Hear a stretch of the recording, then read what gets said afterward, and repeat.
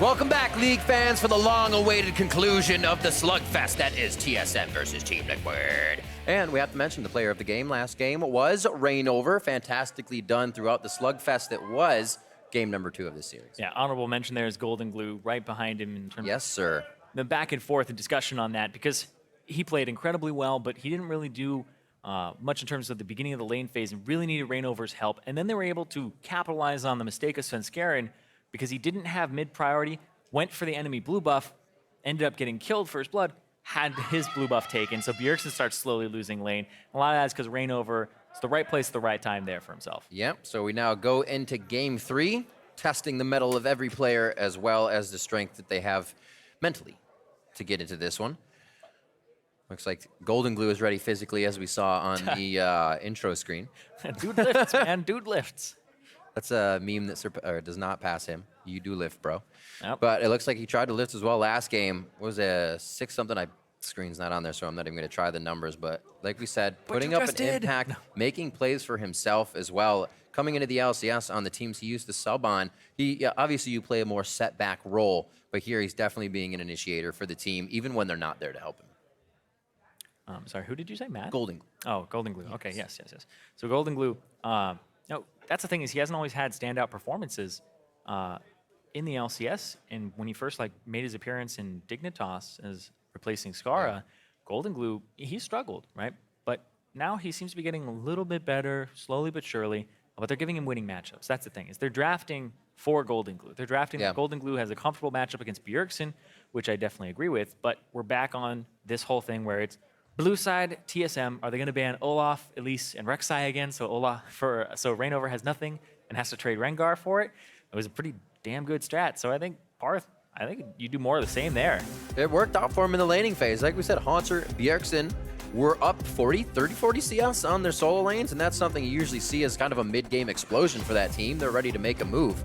So if they can just get that going, then find their footing when necessary here. It just seemed like Team Liquid bit back so hard every time TSM actually found an opening.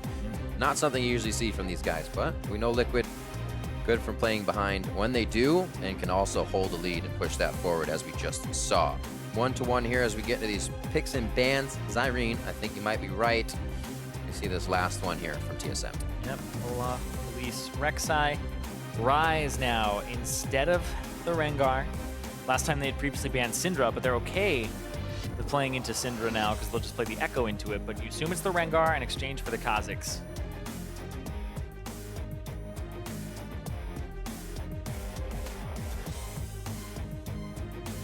Always hovered. Lorelo loves. But yeah, Kha'Zix would be a simple pickup. Yeah. Also, both Wouldn't be a have to. Zyra and Malzahar are on the table. Now you could go with Jhin Malzahar or Ashe Zyra.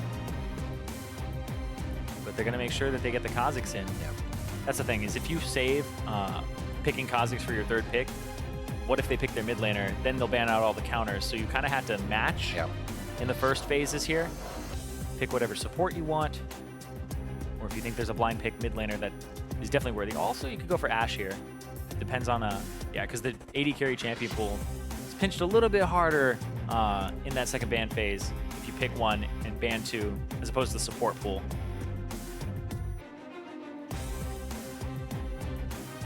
Svenskeren to pick now. You can actually see Bjergsen chatting it up with Parth in the back. TSM has had that good early game. Rengar gives them the ability to kind of act off of that throughout whatever lane gets strong. Safe bottom lane to go through as they're going to be facing the Ashe. Possibly Zyra if we don't see that as a ban.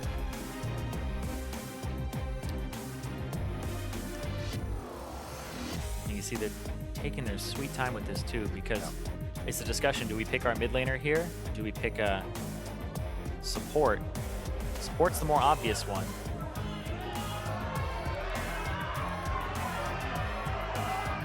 It's like a cafeteria fighting here. Okay, crowd's getting rowdy. I would have loved to see a Yasuo as well. I was right there with him. It's just I'm yelling into the mic, so I didn't. Bjergsen picks up the Maokai for Haunter.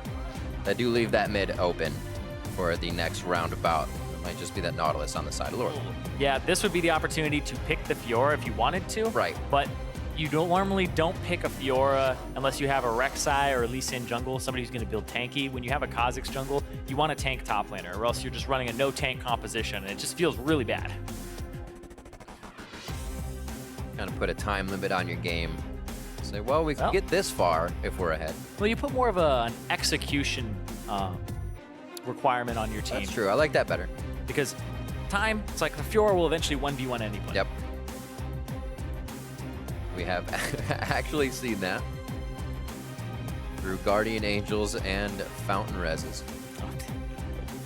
It's quite strong. But so there's the Malzahar Zyra. Pinched by Liquid are the supports. Looking back at Golden Glue here for the side of TSM. The Syndra gets taken out. This is What else they decide? strange that you would ban both of them instead of ban one, force your enemy to ban the other, take one for yourself. Like, if you ban... Oh, so they even say supports. Okay. Matt had the Thresh last game. Would it be bad as well? Yeah, and you wouldn't want to completely blind pick your mid laner here unless it's Orianna, because the Cassiopeia is the other one that's kind of left in the trinity of Ryze beats Ori, Ori beats Cass, Cass beats Ryze. Ah, the Emperor. Keen played a mean one. It wouldn't be a bad pick. You could see the Azir, the Corki would also be good. Talia if he's proficient on it, but there you go. The Emperor is brought out. We'll see a bit of Shurima coming into this game. So TSM brings out the Azir versus Orianna, as that was picked up by Golden Glue on their first side of the second phase.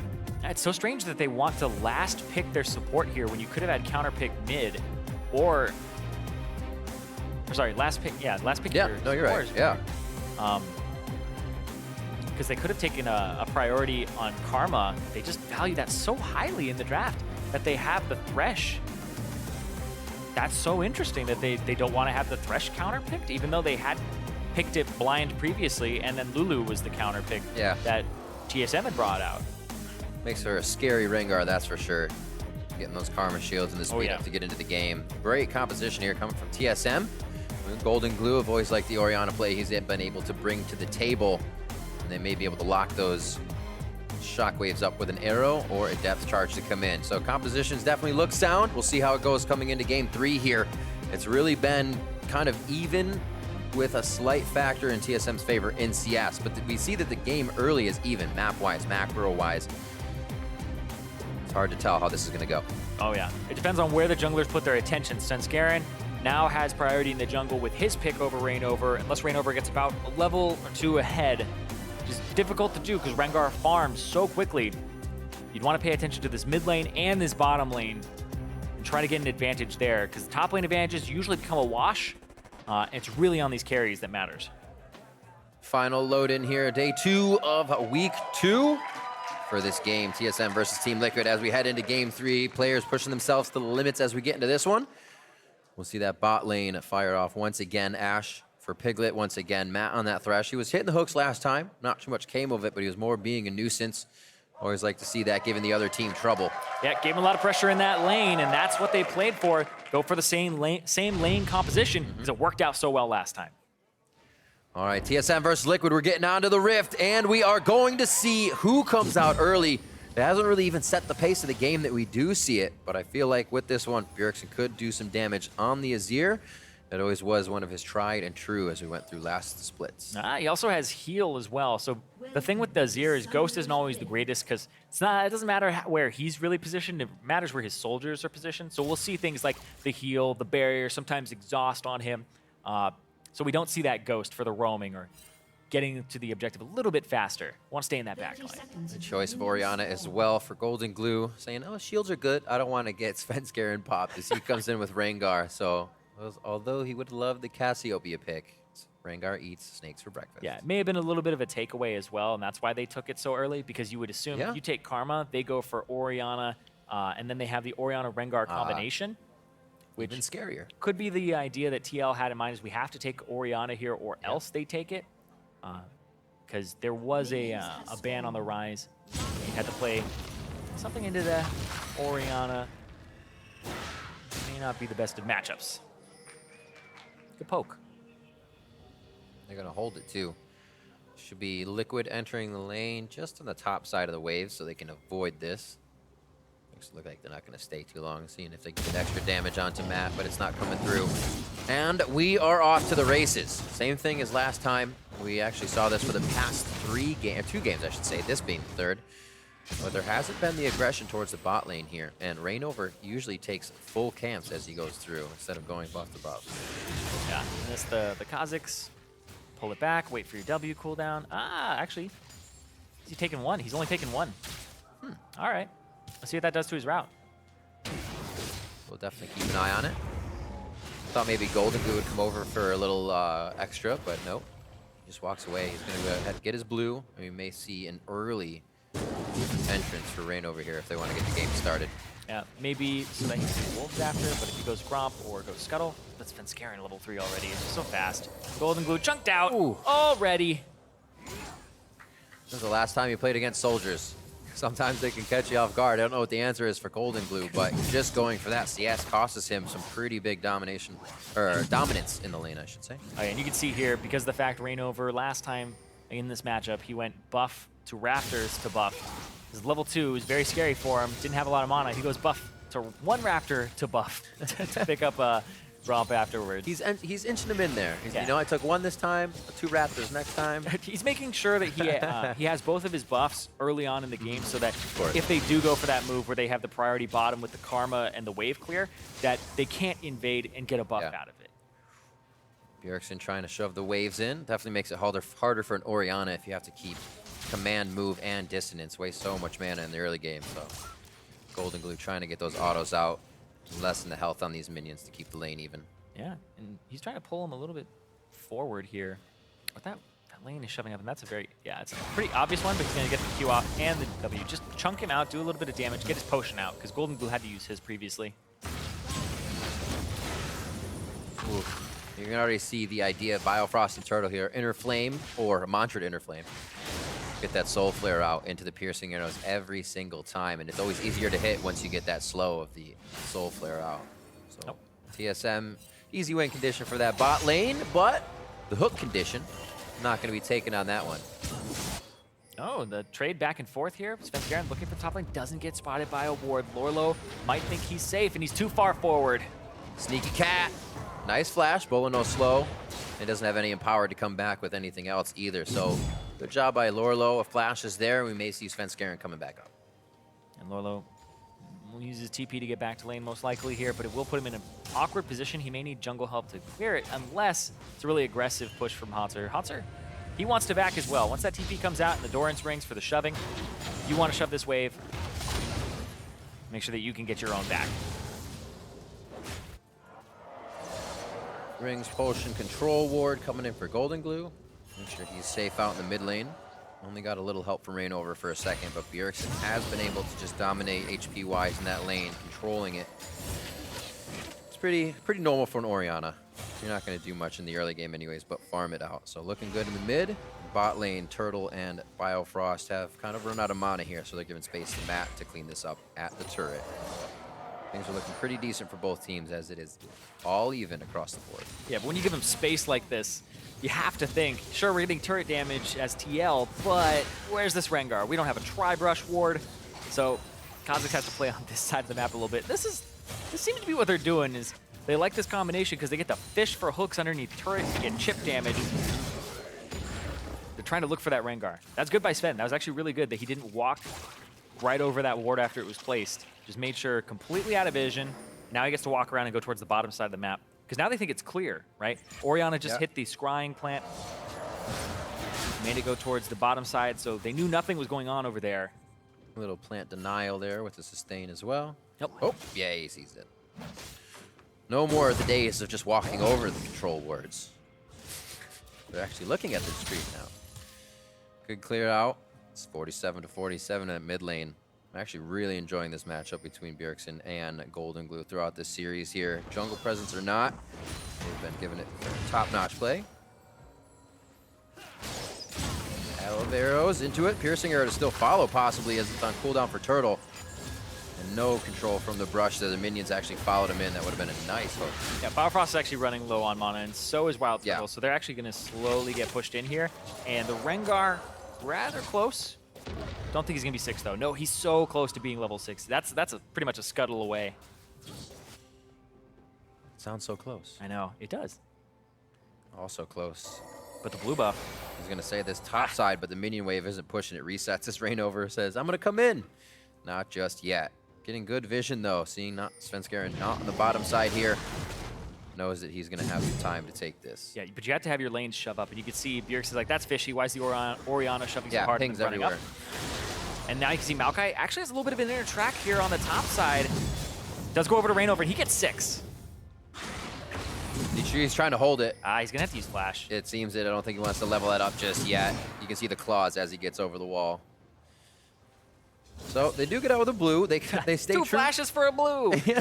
Hey, they keep the consistency from last game, right? They continue to steal Bjergsen blues. Yeah, that is, though, I agree. So much to just get away with it. So trying to catch them or catch TSM off guard, it seems like they put themselves in a bit of a hole. Yeah, this has to be like the most value blue you could ever think of on a Kha'Zix. Like he has to be able to make work of this, because if Svenskeren and Bjergsen are both really wanting to punish this, the enemy blue is up. You go over there, you ward it.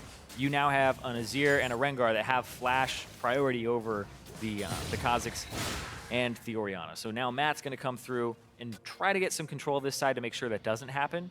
And so the back timers, the bottom lane, actually lined up pretty well with the way they want to actually stop the potential of a play coming through. Good safety checks by Matt. Lone warding is not a very safe thing to do. A little easier when you're Thresh, you can give yourself that vision. So he can leave Piglet all by himself. A little bit of solo CS, not that it matters too much, but Piglet keeping himself safe really allows Team Liquid to start setting up that vision, not have to worry too much about a certain lane. Could help collect some of these kills.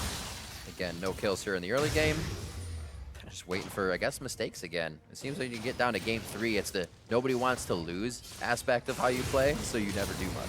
Oh, there they go. See, TSM went for it a little bit later because they had bottom priority late. They pushed up, but they weren't able to actually secure it. But they'll try to make something of this. They know that the flash isn't actually there for Rainover. Oh, they're not all on the same page. They don't punish him. Ultimate's ready for Svenskeren. I thought he was going to go ahead and pop it there. You would assume he's going to use that pretty much as Wild Turtle is throwing out the ultimate. Just pulled back. Didn't trust that he would hit it, or didn't actually think that that would be a play that they could make on that flashless Kha'Zix. But now Sven has to blow his. Ooh, hoo, hoo. Tricky kid. He gets out of that one like a magician. Has to blow his flash, though. So they do actually try to go in. They say, Rainover, Golden Glue blew their flash. We could easily get into blue some way and try and make their day terrible. And it almost paid off big time. Yeah, but it's the right idea. It's just a little bit late, or also the punish wasn't correct on how everybody's supposed to be on the same page. Back to accepting volleys in the bot lane. Turtle waits for the wave to push up. Except Just waiting. I mean, there's not much you can do about it. It'll happen. Sometimes you can thread a minion in front of yourself, dodge it nice and easy if you're not standing behind a pile.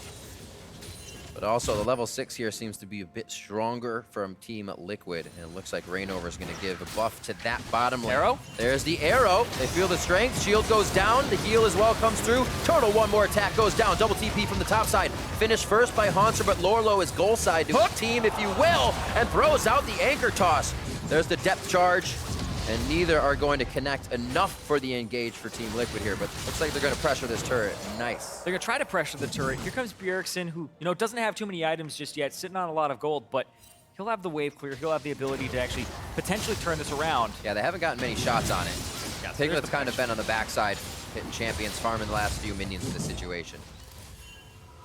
So, big reactions by everybody around the map. 10 minutes in here, we get our first fight. Let's see it again. This is what they're going for, too.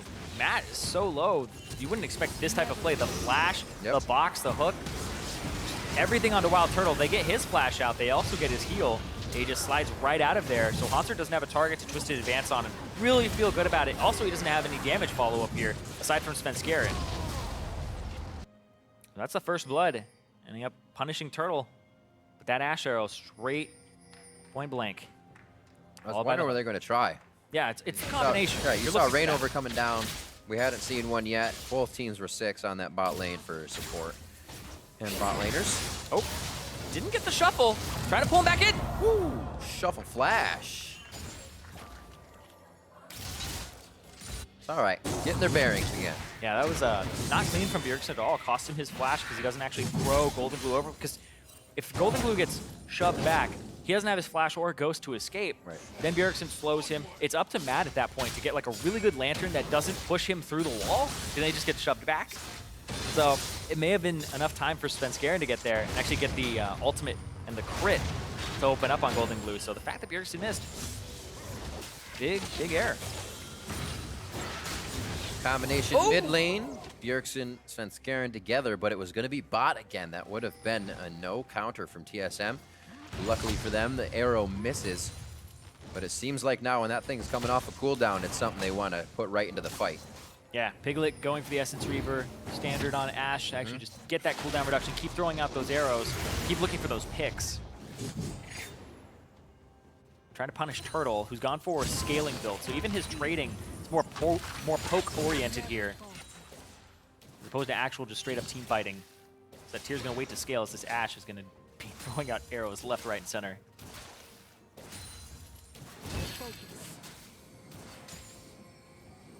Matt seems like he's going to get his roam on here. Not too much going down in the bot lane. Very quiet after that kill. Thinking we have this Kha'Zix team, this Rengar team. You get a few more kills, you get a few more chances to get into the fight. But a lot of respect here. They did try, I gotta say, they did try twice to get Golden Glue and Rainover's flash. So TSM being very proactive and working off things they were able to spend by losing that blue. Blue buff coming up again. Svenskeren is back. Hey guys, our blue is up. Yep, I guess they have to sack it again. Blue buff control here for Team Liquid in game 2 and 3. And that's how they're attacking Bjergsen. Right? They're making sure that they have a good matchup in Champion Select and banning him out a little bit and counterpicking. Here, they made sure that he couldn't have the Orianna and have that combination with Svenskeren. And now, they just keep targeting the blue every time on cooldown. This is actually just something that you can punish eventually if you start looking for it and prepare. Because if TL's preparing for that blue a minute in advance with their waves, TSM, they notice it about 30 seconds too late. And then, oh, Svenskeren's backing, and now he has to walk all the way there. And that gets hard to put yourself or your team in the move that says, hey, we can be one step ahead here. We can be one step ahead here. TSM now trying to get vision to make that possible. Exactly. So now that Golden Glue has to back, they're going to have to invade here. They had priority on the bottom side. And the reason that they have priority at the bottom side is because Piglet and Matt, although they play aggressive and they have been playing aggressive, when... Sorry, I was like, is somebody going to TP in? No, okay. So, the reason that they were playing aggressive is because they were able to play aggressive. Piglet and Matt, let me just get this right, were playing back because they had their jungler on the top side of the map, which is a standard thing to do. It's that push and pull. It's that yo-yo. When your jungler's top, don't make an aggressive play bottom until you see where the enemy jungler is. So even though TL had no idea where Svenskeren was exactly, they still respected that on the bottom side, which is good to see because they didn't play aggressive and get punished for it. You got to remember everything, not even just your lane. It makes it all come together that much easier, especially when your team is following an all-in communication. Noting that blue went to Svenskeren as well as Bjergsen and team tried to steal it, so ouch. Yeah, no, the strategy, apparently Svenskeren's in on it too. Deny all the blues from Bjergsen. Get it in. He's got to be thinking a little, obviously Bjergsen, pretty clear head when he goes through these games, but you're losing your blues. You got to find these that you can find that resource very much other places or any other places, but he's now got to focus on still calling the game, knowing he's a bit behind here, CSing quite well, but the game with the blue, the confidence, kills coming in is when you're much more sure about calling strats. Yeah, and the blue on Azir means a little bit more than it does for other champions in the mid lane because most are going to go Lost Chapter into Morello, which takes care of a lot of your mana problems. But the Nashor's Tooth, not having any resources on it for him, it doesn't help him at all in that category. So he has to be very conscious of how he's spending his mana.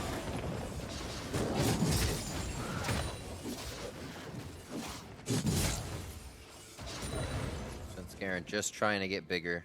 They know they're really not in the realm of fighting too big right now unless they get a big pick. And just 16 minutes in, slow but in favor of Team Liquid here with the ability to put wards forward, kind of control those wards. You see, they were just pushed out of the jungle. So slowing down even more now as they get back to lane. A little mismatched here for Piglet in the bot side, so he may have to be careful. we aren't seeing really proactive plays from these junglers. Everybody's just respecting each other's vision and just playing it super slow. So we're not seeing like even inlane Biofrost is ganks. back, so. We're not seeing like the Chain of Corruption come out as the ultimate from Rengar is coming out for a lane gank. So it's just been a game of push and pull in the mid lane and trying to get control. And I do feel like these teams are playing a little bit more reserved than they should be. Second ultimates for the solo laners coming up at level 11. Teleport bot lane was actually a big play that opened up game number 2. Again, we still have yet to see some of those big teleports from Haunter and Lorlo. Yeah. They just came back up from their kind of secondary teleports back. Yep, it's Drake control time, Drake fighting time here. He smited early just to make sure that it goes down. Matt got caught. That's going to lock up Golden Glue as well. But they don't jump in. Actually, Bjergsen goes straight back to mid, and so does Svenskeren. Svenskaren's actually trying to catch in rotation, but look at this as well. Here comes Haunter down, and they're trying to collapse on Golden. Golden Glue, Svenskeren jumps in quite early on Golden Glue. The gap not closed by Bjergsen alerts them, but the mid lane is still cut off. It's the objective they're looking for. They're going to have to slow down on this one. Arrow through the uprights. Good dodge out by TSM. They know it's getting a little too hairy, and they're going to have to step out of this. Yeah, the fact that they brought Haunter down from the top lane as well gave them extra pressure there. So Lorlo shoves out the top wave and says, all right, if that turret doesn't go down and I get at least a small CS and experience advantage, then it's worth it. But it's still in favor of Haunter. He's still picked up more, and he actually is up about a little bit of a level. Just tiny bit. Love it. Everything's going on mid lane. 80 carries are like, we're going to head back down to bot, farm it out. You guys can fight. And then they realize nothing's coming of this one. Both teams back off now. 169 to 163 as those two are left alone to their own divide down the bot side and doing pretty even for themselves. Still waiting to see the plays coming in from Bjergsen on this Azir. We have seen Svenskeren with a few kind of heads toward the mid lane. Yep, and now a blue buff going over to Bjergsen. Finally, will be able to pick one up for himself. Unless Svenskeren. Here comes the shot barrage. He like stops at 1,000 HP, like, okay, it's not happening again. No Ezreal, where'd that come from? Yeah, making sure. You don't want to lose a game or get disadvantaged because of something like that. Small mistake there. Oh, Matt. Trying to be cheeky with his he does have that flash up. He was actually hovering the top side when everybody was just in mid. He was over where that kind of control ward is, other side of the wall waiting. These flash hooks they've been hitting. Yep. He's only tried a few. But if you're confident in that, the team's going to follow behind you. Biofrost walking over a ward as he tries to clear out some of the jungle here. Looks like TSM may get a bit of focus on mid. Yeah, looks like a bottom side rotation right now for most of the team. Looking at that blue buff. Seeing if it will be handed off to Golden Glue here. Or Svenskeren is going to want to try to make a play on the bottom side. I was talking about Chain of Corruption into these types of plays. That's a big zone there. Biofrost is playing so far up. Like at that point, TL's like, they want to get the blue. Make sure you hand it off right now. Trying to get priority in the jungle. And maybe the jungler is here. Because that was Biofrost just rushing up with a shield on himself. Like, it's a dead giveaway. Hey, you got to do what you can. Sometimes they take it and they have no idea what to do. But Liquid not getting fooled. Rain overheads out to clear out the Scuttle Crab. What's the next move here? You do have that Rengar. Obviously, he's going to be able to crush stuff down. With his ability to get out of CC, it doesn't mean he has to go in when everybody is really squishy in the early game and win from there, right? You can get yourself into a dangerous fight now. So what is TSM kind of looking for with where they're at? Answer your question of what the next move is. It's literally anything, Riff. Something needs to happen, and I'm talking about like is that a request? arrows. I'm talking. Yes, yeah, it is a request for your sake as a play-by-play. There's only been one kill in a 20-minute game, but it's because everybody's just fighting for control, right? But you have to be throwing out these arrows. You have to be taking these risks. Throw arrows, hooks. Have your junglers on these sides of the map, or else you're really not going to be able to get too much done. We've seen things like rotations where you shove out bot, and then you put your bottom lane randomly top, and you get the push and tempo advantage. So we haven't even seen a play like that yet. Spikes and claws for Rainover in his secondary upgrade. They can do a little bit more, offer the team some AoE now. Yeah, head towards top side. The fact that you're one of the changes to Kha'Zix in the Assassin update was that his W doesn't slow by itself anymore. You have to actually upgrade it, and then it will slow, I believe, 40% for 2 seconds. And then once you upgrade it, it'll also be an 80% slow on isolated targets. So it's a massive slow if you're actually going for a gank. And this is something that people are going more and more towards with the upgrade of the W second as opposed to the E. Looks like bot lane could be a quick takedown here. Oh, they spend some time to take out the ward, so it looks like Piglet Matt will be able to get down to the bot side, waiting for this game to open up. Really, the Cloud Drake in favor of TL was kind of from a top side fight, and they were able to just hold off. Oh, and now it looks like because they have a 2-item spike on Bjergsen, the Rylai's Crystal Scepter changes to be cheaper. Really good for Azir because now he hits this point where he's got a ton of utility. Great for him. Gonna try to make a counter here, but that turret is so low. Biofrost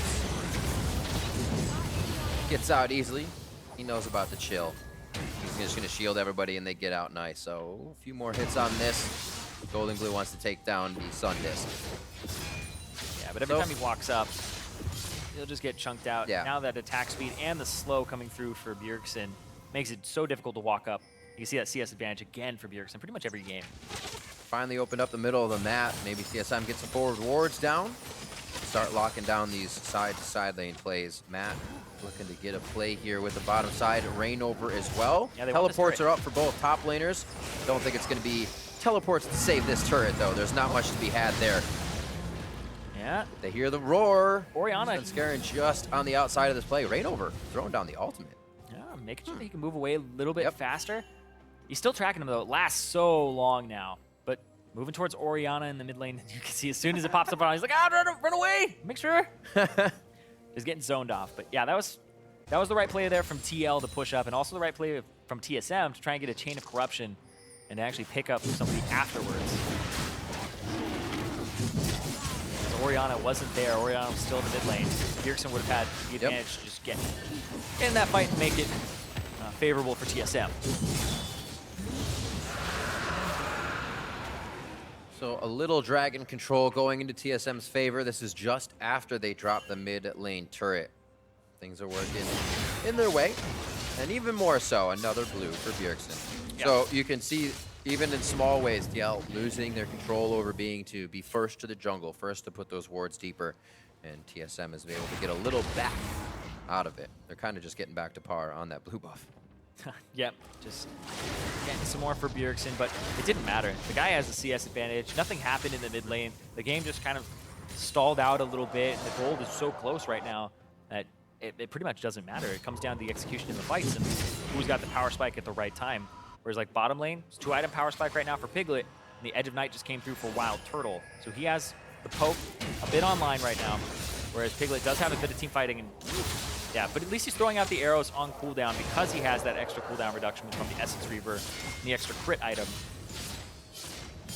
And I'm looking at Golden Glue's build and the Ludens to help him run around a little bit faster, dodge out on Azir soldiers, and not take like 3 to 4 auto attacks inside of them. Also getting a little bit of burst.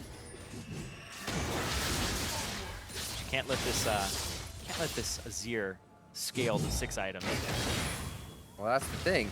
Why not pick Azir? TSM has had these games going late. You're gonna get 6 items at some point if that keeps happening.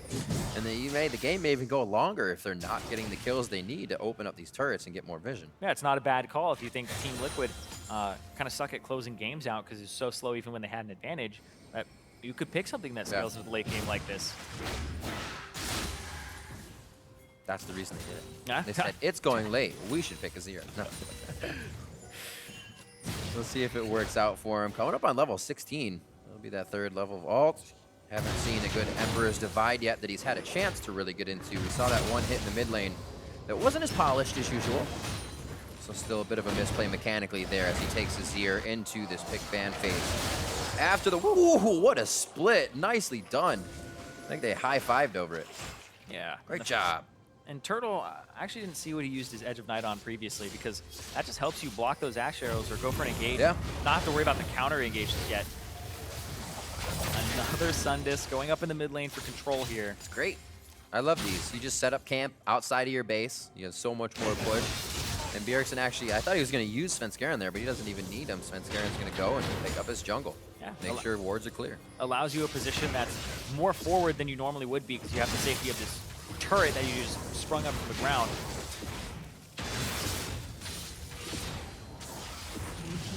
Keeping 2 people occupied quite good because now you get to shove up top. You get to put your Rengar up there, and there we go. Very quick on the Lantern and the click. Yeah, because you saw the Kha'Zix in the mid lane, you know that you have at least a small advantage for a small window of time, but that's turret damage up top. Only at half. Hook around. Oh, he gets the outside box of Frost. It's going to put him in a bit of damage, but Turtle's trying to grab the outside as well to put damage on his back line. Arrow coming forward. Oh, Turtle walked into it. The shell's down, though. He's nice and tanky. That's going to be Svenskeren jumping in.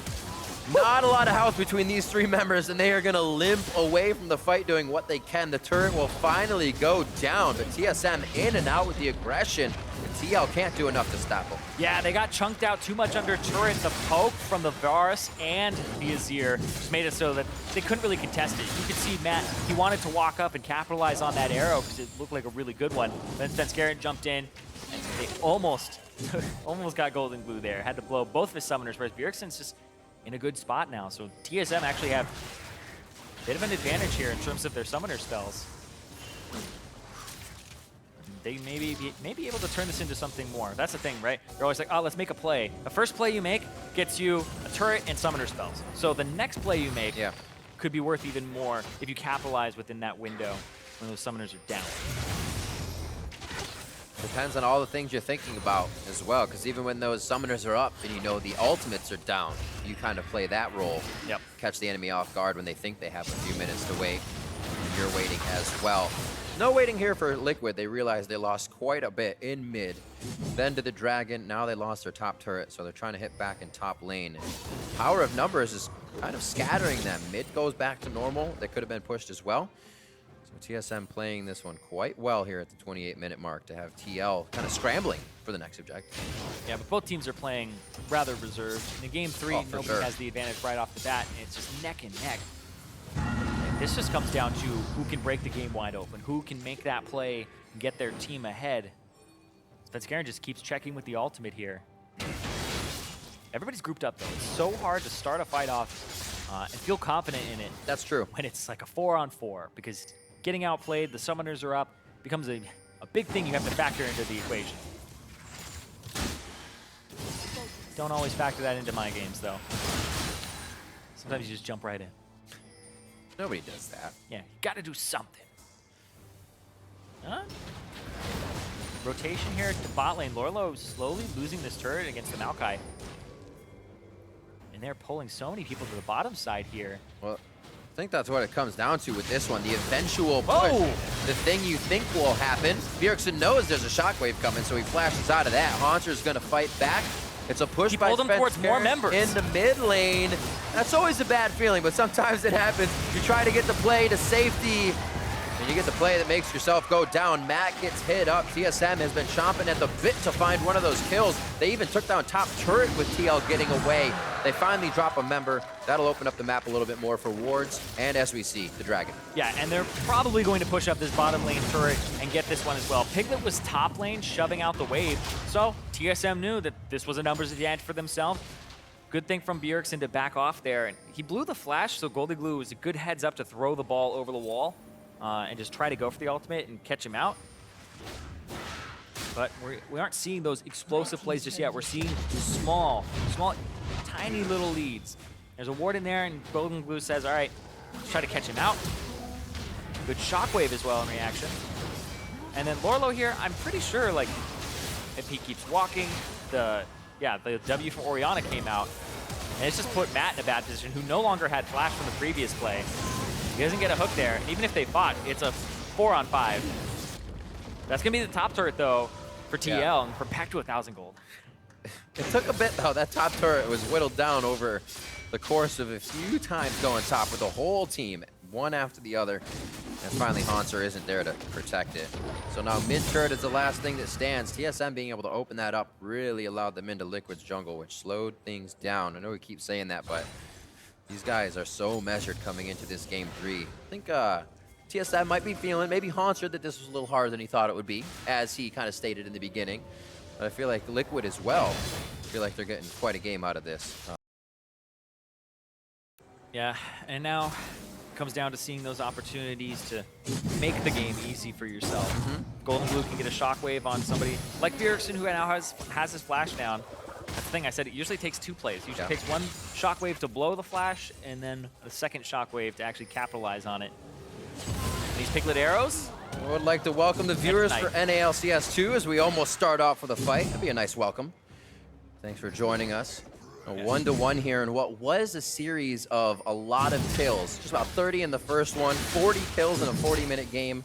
Near the second, it's just absolutely crazy. This one, very tempered. So as you join us, we are also waiting for the fights. Yeah. And talk a little bit more on this Varus build that we're seeing emerge as opposed to a crit or attack speed build. It really just keeps Ashe at arm's length. You keep throwing your poke through the tank and hitting Ashe, and every time she throws out an arrow, if you have Edge of Night up for that 10-second duration of the spell shield, like, you're not getting caught out. Wild Turtle just did that. I think he also just blew his heal. Yep. The team approaches the turret. Bjergsen with his Azir pick. First one of his spring season now is able to keep the rest of the team at bay, and it's just Matt and Piglet. Hooks to deter them, volleys to try and back them off, and TSM isn't having any of it, and they take down another second tier. Yeah, it's such a scary composition with the Azir and the Varus. There's so much poke, and then you have the Karma for the disengage, for the speed up, and also contributing to the poke as well.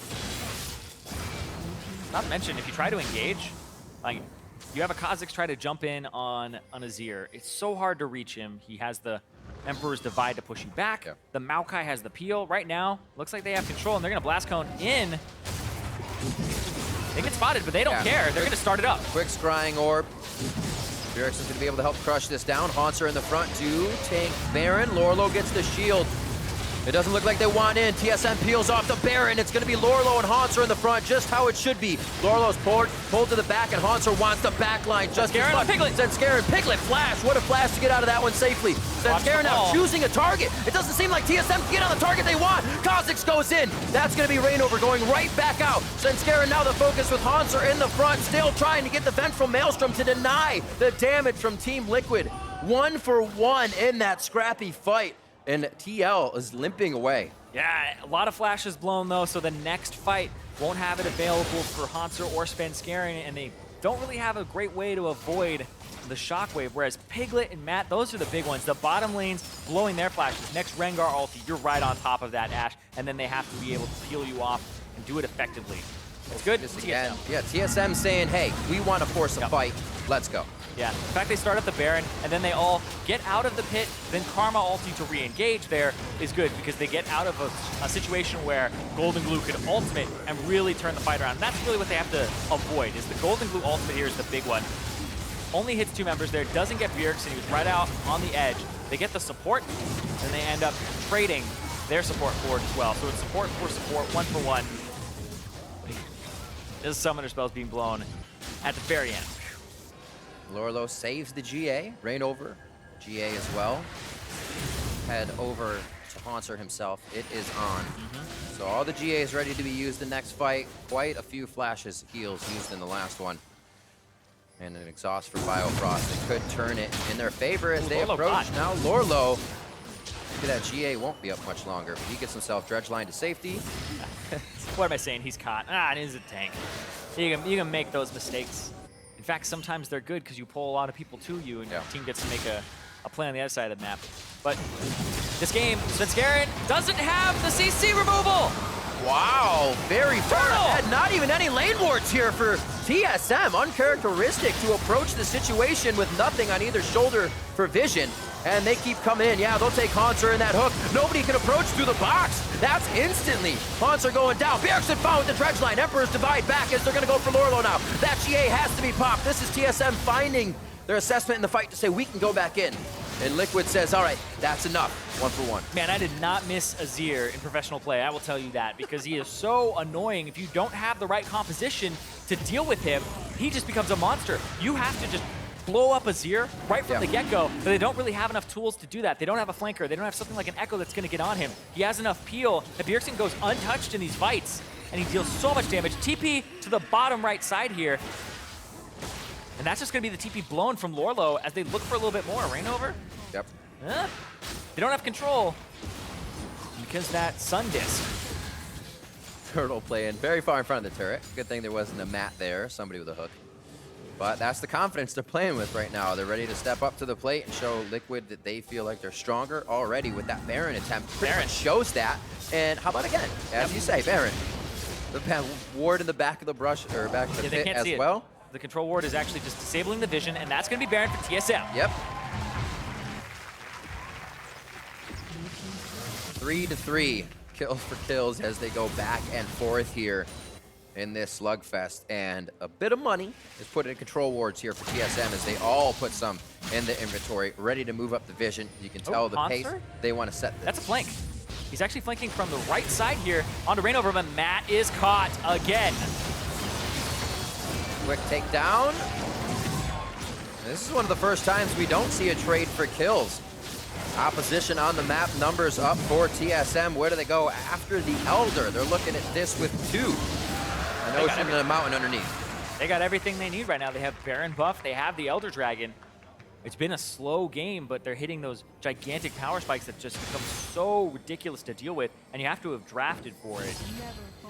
They didn't shut down the Azir. They took away some blue buff. Right. It's not enough. A lot of that power as well coming from Bjergsen throughout this series. That rise in the first game. The Realm Warps won the game. That's just how that played out. Bjergsen played very well. And then we saw Rainover with a beautiful game number 2. And here it seems more of TSM members are kind of shining in game 3, making it difficult for Liquid to repair the errors. Yeah, the way that Piglet is positioning right now, it looks like he was just looking for arrows and trying to see if he could pick somebody off. If they could deal enough damage to take someone out. But right now it's just damage control. Try to make sure that you don't fight while the Elder Dragon and the Baron are both on the enemy team. So TL can play it slow, just like this entire game so far.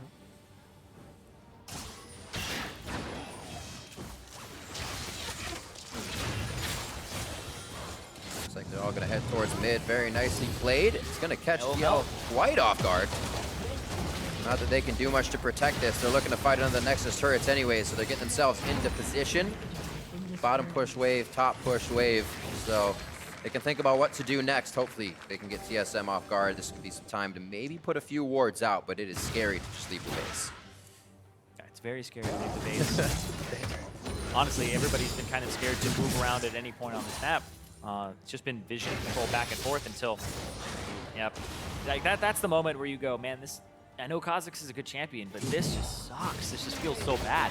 You jump in, the Maokai roots you. You jump onto the Azir, he just knocks you back, or he just gets away. It's so hard to play around this. You just pretty much play poke, but the enemy has better poke than you. Yeah. And now, Rainover. Even when you want to get those kills, you have shields coming in from Biofrost, who has been on point. I mean, he can just mantra the whole team. But if he needs to save you, he has not been missing. Second inhibitor now to go down. TL is actually taking so many hits here, and they're starting the fight with 75% health on the majority of their members. It just makes it so much more difficult to even stop the hits on their inhibitor. Yeah, and they have to seed all of these objectives slowly because they don't have the opportunity or really the team to fight. Because they didn't make enough early moves to just punish the Azir and try to catch him out. Or not enough successful ones. Now they're really relying on Golden Glue to get like a godly ultimate. Whereas TSM just kind of can continue to play it slow. TL will bleed out.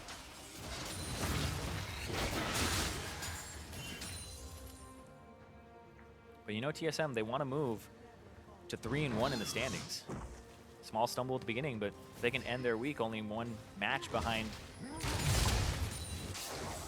Cloud9, and be pretty much exactly what they're looking for here. FlyQuest up there as well. Yeah, FlyQuest has the possibility of ending in that 4-0 for themselves. But you want to stay up there, and you definitely want to stop TL from having an advantage over you, having themselves going 2-1. You know that tiebreaker being head-to-head. One more push down towards this bottom side. It's the only thing TSM has before the base is completely broken for TL. And we're already hitting level 18s across the board. The support's obviously the only ones down. You can see how Matt has been going down a lot recently. He's still level 13, which obviously isn't making or breaking the game, but you can see the troubles they've been having kind of keeping the position. presence on the map. Yeah, I'll put it in perspective. TSM have 4 kills. Matt has 4 deaths. He's literally the only person who has been killed by TSM. They've just been picking him off, and that gives them the objective when they get the support, or it's just a counter kill and you trade the support. Hey, man. It's supports have to ward alone. Nobody goes with us. No, I'm just kidding. They don't have But to. it's been on TSM as well to make sure those roams for him are found, being in the right position and having the wards over TL to get those single picks. Turret takes half HP, and finally Team Liquid sort of fight back a little. Nice double hit there. It's about 1,000 damage across both of them. They're just taking so much damage from the poke, from the Varus, and from the Azir.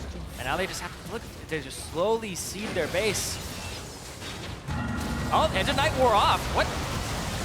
Jump in from Turtle Rainover. down. Oh, he actually gets a hit. I was saying Rainover couldn't actually get anybody to go down. The backline is getting hit by Sven, Skaren, and Haunter. Sven has to come out. They're focusing on the inhibitor, and they're letting the team know that as Biofrost and Bjergsen are backing up even more to know they can't get in. One last hit, inhibitor saved. Oh, he comes up from TA. That's what he wants. The bop. Sven, Skaren in. The tether hits. No resolve coming in there. Yes.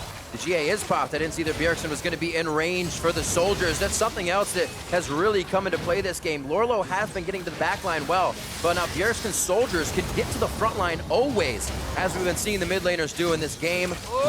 GA Looks like again. Rainover going to go down. They're using their GAs all willy-nilly as Rainover comes back up. Is it enough time to get Lorlo back into here to prevent Biofrost a full escape? They're still running this one out. A dissonance coming in from Golden Glue. Emperor's Divide shuts it off, and the shot. Oh, the arrow on Bjergsen! Gets hit. Is this the turnaround? They've been waiting for it, but what can they get off it? 35 seconds on the Baron, 40 to 60 seconds on the death timers. There could be a chance as Biofrost stutter steps himself to safety. Oh man, that was so back and forth.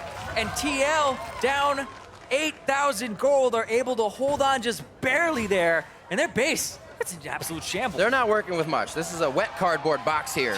It's drying off. Actually, the side just fell off of the box, but it's drying off. It can still be strong. Yeah. We'll see this fight one more time. I was talking about Shockwave there for Golden Glue. Arrow hits onto Wild Turtle, and then they get the Shockwave onto him. They blow him up, but then how do you handle Bjergsen in that backline? Now he just gets to just throw out damage the entire time. He gets ultied from Lorlo, but then there's no follow-up. They can't reach him. Just Haunter's just a gigantic wall, and everybody doesn't have enough HP on TL side to re-engage it. They have to just pull back, get Haunter. Lorlo's up a little bit too far. Whew. And gets chunked out there from Bjergsen. So yeah, that's the problem with fighting this composition with the one that TL has is, sure, you'll kill Wild Turtle or Bjergsen, but you got to get both here. And it's so hard to actually get to Bjergsen in these fights. If you've used your tools to reach Turtle, they do end up getting him with the arrow. And now TSM are the ones who are on the Baron. The base is now just slowly coming back up for TL though. Well, these are long fights. You know the replays are as long as the death timers when they're near 50, 60 seconds. These are some end game fights going on right now between TSM and TL. It's what we've got out of the past few games. It's just there aren't 40 kills now when we're approaching 40 minutes. Much more tempered in the sense that both teams playing to not lose here. But now they obviously have to put the pedal to the metal, heading towards the top side as the inhibitors start to spawn. It'll be mid and top to go for it. And looking for another play here. Wild Turtle. They want to get these minions? Edge of No, Night they'll leave more them. off. And that bot minions will push by themselves. Rainover taking a good bit of damage. Definitely needs to reset on his mana, so he's going to head back to the fountain. Obviously, the home guards will get him back quite quick, but it's not quick enough to stop that from happening. They're actually not going to go for that top inhib just They already yet. have the They're middle looking one. for the turret. Yeah, why not? Arrow? They have the minions right there. Double siege on this wave coming in. Rainover's the first one in, trying to just tank up everything. They're killing him. They don't have to focus on Lorlo. He's not doing too much to the team. Going right through. Golden Glue goes down. Now Emperor's Divide back as they're trying to get to the fountain, but it's just blocked off. And TSM owns all of this zone in a really hard-fought series from both teams. TSM takes down TL 2-1. An incredibly slow match, That one but TSM... slowed down a lot. You see Bjergsen, it's like that game was not action-packed. He didn't get to make Trima shuffles or any great plays there, but at the very end, Golden Glue tried to go for the Shockwave, only hit Haunter, and didn't get those priority targets, so then he got to fly in, have a little bit of fun. 45 minutes in. So within these games, there's kind of the word decisiveness, going in, making things happen. It somewhat happened in the first 2 games. I don't know how decisive the plays were that brought out 40 kills. They kind of knew they needed to fight each other to take and give, right? One died, we can still trade one there and maybe get something, and that's really the way the first 2 games played. So back and forth. And just as you saw in this one, 1-for-1 kill, 2-2, 3-3, it could obviously go on, and then it broke once we finally saw Matt getting caught. TSM slowing down that game allowed them to kind of play their rotation style and use that. Even with the blue steals, Bjergsen, great job by TL there. Yeah, this is a game that the teams will go back to and look at and be like, okay, why didn't we make a play bottom here?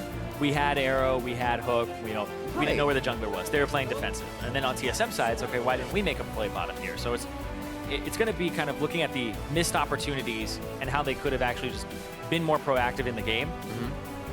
Because it was a very, very drawn-out game that for teams at the top level of League of Legends, you shouldn't really have those types of games where you're going even the entire time. You have advantages, but they do have an Azir, right? They can sit back on that. When you look at TL, it's like, well, we have Ashe and we also have a Thresh. We should be roaming. We should be trying to make plays. We should be getting Matt all over the map. Ends up costing his life a lot of the time as well.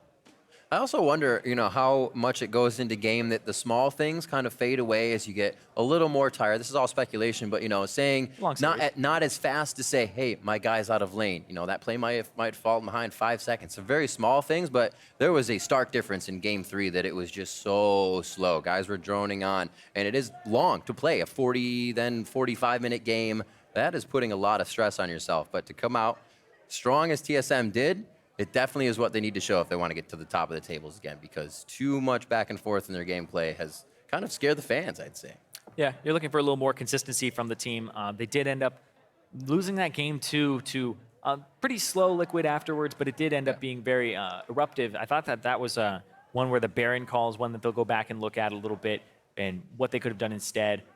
How they got outplayed by the Poppy. To kill your opponent's mid laner and then lose a Baron fight 4v5, 3v5 in the beginning of the fight anyways. So the plays, they're still there. Shining lights, obviously, for Team Liquid and coming out for TSM. Great job by both the mid laners as well. Golden Glue stepped up pretty big throughout this series. I do have to mention him before we toss. Yeah, he definitely had to, especially in that last game, because that was one where it's pretty much all on him to make those shockwave plays and kill Wild Turtle and Bjergsen, so it's a tall task.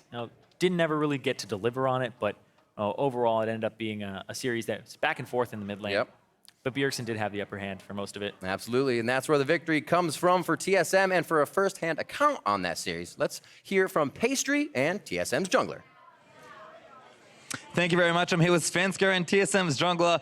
That was quite a long series for you guys to have to play, and I feel like playing against Rainova is always tough because he's such a strong opponent. Are there any differences at all playing on him now on Team Liquid versus Immortals, or is it kind of always some trouble? I basically just have a lot of respect for Rainova because he's just super innovative in his jungle path, so he always knows, always feel like I get behind when I'm against him because he knows the optimal paths really fast in the new metas. So yeah, I just learn a lot, and compared to on Immortals, I guess, he just has weaker lanes now, kind of, so it's hard for him to shine. And kind of moving back to TSM's team structure in general, obviously Doublelift leaving does create some differences for the team, but particularly, I know he was quite a vocal voice on your team as far as leadership goes. Has that structure changed at all now that Doublelift moved out and Total's moved in? Okay. Yeah, so last year we had one person shot caller where Doublelift would decide everything we did, so now that Doublelift's not here, we're trying to, everyone has more of a part in the shot calling role, so at the start it's kind of hard because you see we're so clueless on what to do because we have 5 people not really knowing what to do at the different points in the game, so we end up doing nothing. So we're kind of trying to improve on that, and hopefully we can get better. And we know Bjergsen has sort of stepped up into that role, but as a jungler, you have a lot of early game influence. Are you stepping into more of a leadership role, or are you trying to kind of let the team share the whole responsibility? I think we all just have to improve the thing. I'm still trying to improve on the things I was weak at last year, so I'm not really the shot caller or anything. I don't have those capabilities in my personality, kind of, so I'm just trying to get better at what I was doing last year. And of course, you've always been a strong jungler, arguably the best here in NA, but the jungle pool, as far as individual talent goes, seems very high this year. You have yourself, you have the rookies contracts and Arcadian coming up, you have Dardoch, who's a strong player, you have imports like Chaser coming in as well. What do you think of the junglers in general? Because it seems like North America is pretty stacked. Yeah, definitely jungler is like the most contested role kind of in the NA, where it's like every team has a good jungler. There's not really, I don't think any team has like a weak one. So, I mean, yeah, a lot of jungle talent in NA right now, and I'm just trying to do what my team needs. So maybe I won't be the best looking jungler or whatever, but I'll be trying to like support my team. Well, great to hear from you, Svenska. Congratulations on the win today. Thank you for joining me, but we're going to move it back over to the analyst desk to wrap up the day. Thank you very much, Pace, for your time. TSM moving to 3-1, so things are looking up for them in terms of scoreline. The way they're getting there, still not the crispest of games, though, and we heard it from Svenska there. They're still trying to figure out exactly how to operate as a team from a shot-calling perspective with Doublelift out of the lineup. Right, and I think it really does hamper the way that they like to play the game. I think they're trying to play the same style that they were known for in the summer split, which is very roam-heavy, especially snowballing through bot lane, but you're just, missing the voice of Doublelift, someone who was very good about setting up what he needed to get a dive off. At the same time, also the mechanical skill is probably a little lower on the side of Turtle, not as lane dominant. So not only is it harder to say what you need, but it's not getting set up as well through just lane dominance. Now, I do have to say the one thing about this draft here that I've got to ask you about is this triple jungle ban strategy by TSM that they came out with in both Game 1 and Game 3 of the series here, but leaving Kha'Zix and Rengar on the table. You got me.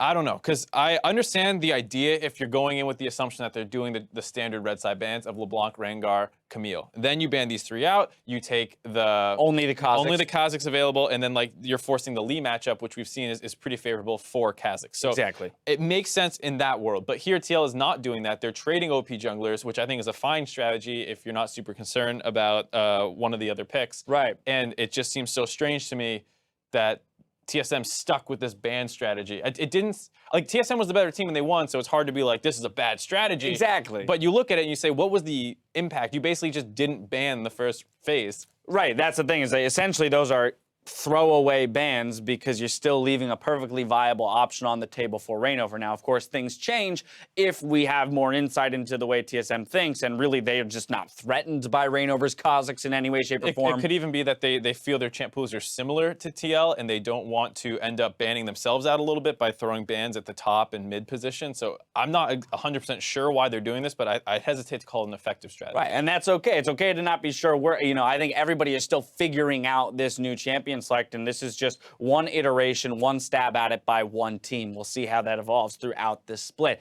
Within the game itself, though, Bjergsen going off on that Azir. TSM, as you mentioned, liking to be able to make the rotations, had a very good composition set up for themselves that they could siege turrets with Varus, Azir, Maokai frontlining. I think both teams had a lot of tools to start fights, and the fact that it was such a slow game speaks to the fact that these teams are not 100% on the same page, not 100% sure what they want to do, but the benefit that TSM had was that their comp sieges extremely well. So if both teams are stalling out, at least if we set up in front of your turret as TSM, we're going to come out ahead, and we saw that they were able to mow down a couple turrets like that. I mean, you just look at his gold graph. Up until 35 minutes, it's essentially an even game, right? I mean, even at that 35-minute mark, it's a minimal gold lead for TSM at that point. So it really does show how, whether or not it was just indecision and an inability to start fights or look for picks, there was that moment there where it becomes explosive, of course. For TSM, they get the edge, they pick up the first Baron. That's what's going to allow them to push in. And then even with a one-team fight by Team Liquid there in the late game, triple inhib down, it's just such a tough thing to come back from. Right, once you cede so much map control, it really doesn't matter. You have to win so many fights to stop them from taking your inhibs, so you finally reset the map, and then you probably need to win a Baron fight. And, right. And once you're down to 2 inhibs, and you lose that third one, it's basically game over. It's so difficult to come back just from how the map works. Yeah, valiant effort by Team Liquid there in the late game. TSM comes out on top on the back of Bjergsen in that mid lane. 33k damage, as you can see. He'll be picking up player of the game here to close out the series. And again, the big picture here for TSM is that they're moving out of week 2 3-1. Just last week, after they lost to C9, the internet was in an uproar about, oh no, TSM is awful without double. If this, what happened to this team? Well, now they're 3-1, so they're near the top of the table, and the only team they've lost to is the one that's pretty solidly considered the best team in the league. Yeah, I said it before, TSM has made every single LCS split final. If you're worried as a TSM fan, you don't know their history, they'll be fine. Worst case scenario, Reggie steps in and carries the team again through his coaching and play. Who knows? Right, One of the two. Yeah, one can only hope. Yeah. Well, with that win, TSM will be happy where they end up in the standings. Let's go ahead and take a look at the rest of the standings to see how teams moved around after today's games. FlyQuest and Cloud9 continue to share first place. TSM currently have sole position of third place, while Phoenix1 are alone in fourth. With their first match win, EchoFox brings themselves up to fifth place alongside CLG Immortals and Team Liquid. Team Dignitas finished the week in ninth, leaving Envy in last place. We still have 4 more matches before we conclude week 2. On NALCS1, we start with Phoenix1 versus Team Liquid. Then shortly after, Team Envy go against Immortals. And over on NALCS2, Moon and FlyQuest meet EchoFox in the Battle Theater. Following that, Cloud9 look to keep the streak alive against Counter Logic Gaming. So in particular, I'm looking at matchups like Fox versus FlyQuest tomorrow, where Fox finally has a win under their belt. They're going to be feeling good with that kind of confidence. And against FlyQuest, a team that has struggled early, it might be the room, or the space rather, for Acadian to really take off. Right, I think this is such an interesting matchup because it seems like Echo Fox's biggest weakness is their mid and late game shot calling, but their early game off the back of Acadian is phenomenal. By the same token, FlyQuest, little weak laners early game, and it's going to be this complete mash of styles where it's can Echo Fox get control of the game and just keep it, or will FlyQuest be able to rip it back? Right, of course. Then you've got Team Liquid up against Phoenix1 tomorrow.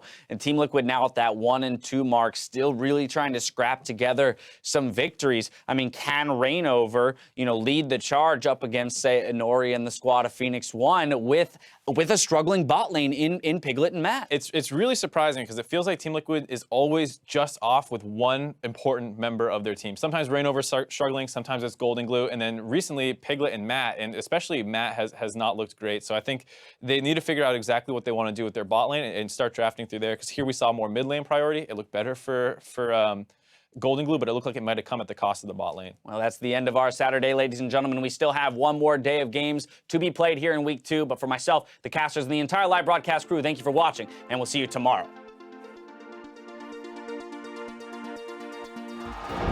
Getting ready for our first series as Immortals will be taking on Cloud9. The ulti gonna miss from Belter on the other end. And Contact trying to turn it around. Jensen does not contact. He's not gonna find blood. Kicks Dardock into the turret range. He's gonna block. He's trying to get flame in from under the turret. Dardock still looking in. Needs more damage, but they can't kill him. Dardock. Oh, trying to make a play. It's only Maokai, you can go. Only Maokai, you can fight. Heal? Yeah, nice. Oh shit. Andy told me to remind you guys to not play like he would rather you guys go in and feed. Yeah. Guys, please, everyone feed. That's what Andy wants. Parkwell looking to make it happen. Wow! American Sniper Redemption!